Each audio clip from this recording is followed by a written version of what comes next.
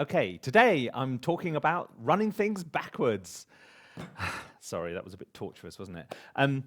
Yeah, just want to have a quick look at a really basic element of sound design, and that is the kind of zhup effect, which is, I mean, it's blindingly easy to do, but actually, the way I think most people do who work with any form of sound design is you have little sessions where you create loads of stuff, and then you store it away as in a folder marked stuff or whatever, or reverses. So you're not actually making it all the time in the middle of writing. For example, let's just do a quick one here. So I'm now using, here is, where's Heaviosity? Let me have a look at Heaviosity. Here we go. Heaviosity's Damage, Apocalypse Ensemble. Okay. It's very difficult when you're about to run things backwards to have any idea what they're actually going to sound like. It's really weird. You think it's, you know, some of them work better backwards than others.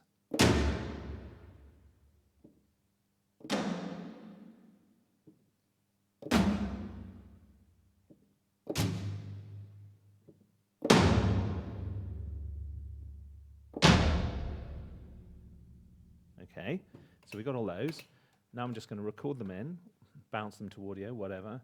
Actually, I'm going to find out where they're coming from and then record their track. Where's their track? Let's have a look. There it is, that one there.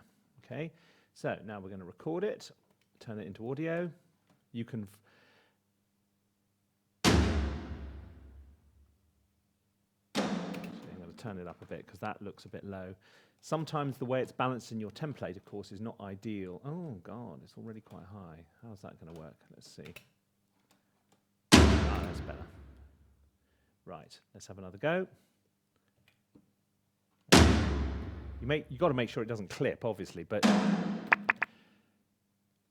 there's loads of ways of turning it into audio. Sometimes you can freeze it, sometimes you can bounce it in place, and sometimes the simplest thing is just to record it into another track like this. Okay, then let's put that piece of audio onto a track where we can hear it. Let's create a new one down here.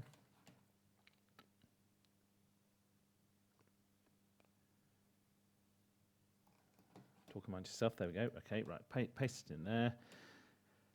Let's turn off the original sound, otherwise we'll be listening to both of them going at the same time. Right, now there's our recording. Now we're just going to run the whole file backwards, which is a very simple plugin in almost you do this in different ways in different DAWs, but in DP it comes as a plugin. I think in Logic and Cubase it's even simpler than that. Okay, now let's have a little listen. See which one's like.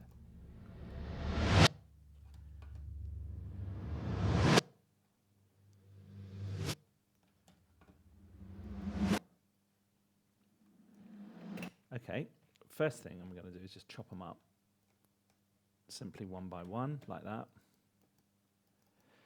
so that they're all separate.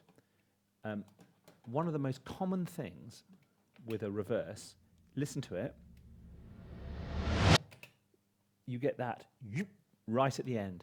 Actually, that sometimes is something you don't want, because it makes it, it's just different. It's not, the effect you sometimes want is everything except that very, very end whoop. So here, let's try it again. Maybe even take a bit more off. Or if I was going to stick it in my library, I'd probably leave it like that, and then I can always take more off later if I want to. Because actually what you probably will do with this, okay, right, there's a reverse, ready to go. Here's a different one. Let's see if this one, now actually, as you get into it, you can see how much action goes on right at the very first transient when the thing's hit, given this is all backwards. So just take that off, see what happens here. Oh, no, it's the first one first, okay. That's our first one. Here's the second one. Maybe a bit more. You may well also need to adjust the volume of some of them because they're going to come in a bit low. But you just go through and you do this with each of them. And You see, that actually sounded a bit weird when I did it, but it's got more character than some of the others. Okay. And you turn them all into individual little sound files. I'm merging them with themselves, which is a DP way of doing it. Okay, then you label them, and then you put them in a folder, and then you save them for the proverbial rainy day. So you call, you know, whatever you're going to call it. If I can actually manage to label the thing. So here we go. We'll call it dlrow. Cut and paste. Okay, and this one will be dlrow. dlrow, and this one will be, you're seeing a bit of a pattern here, dlrow, etc. Then you just go and export them, and then you'll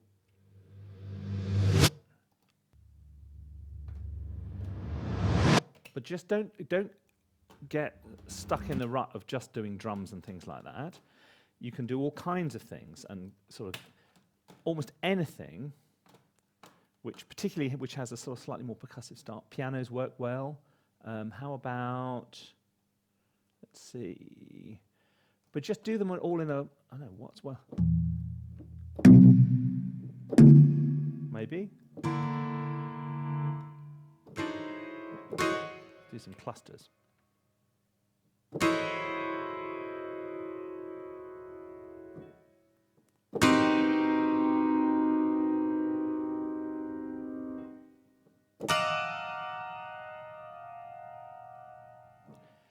Also, normally you don't want the actual tail to be that long because you don't want it to go on forever. You just want it to, you want it to go, you don't want it to go, but you know, it's entirely up to you. I'm just doing this very quickly just to show you.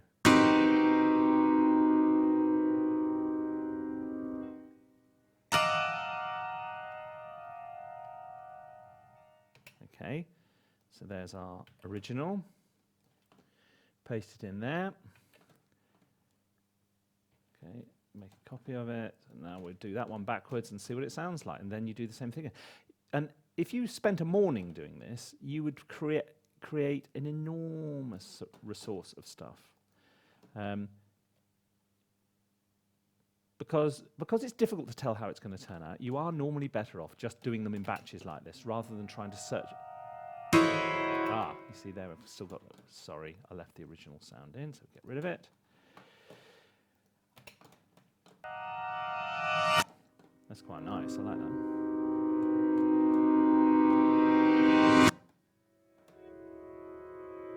And again, you can choose to take the front off it or not if you don't want to. And you can combine it with the forward one. So for example, if we make a copy of that track, you can have it going in and out.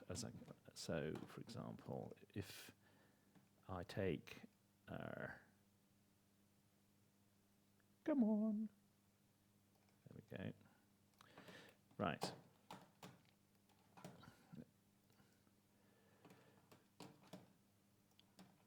Let's get rid of that one. Let's get rid of these two for the moment. Just use that first one and then use that second one maybe.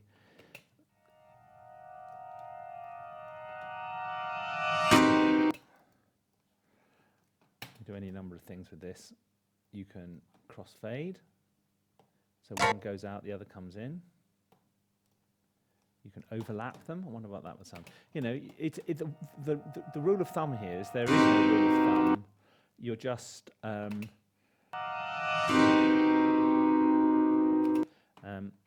tell you what, we could always.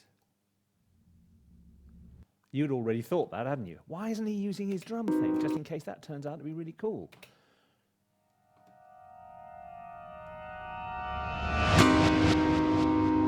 You know, I mean, when it comes to sound design, what you take away from this is, what a lot of people do is to have a little sound design session and they go through and they'll have one approach like this and they'll create a dozen, 2 dozen, 3 dozen little sound elements which you can then squirrel away for a rainy day and then bring out.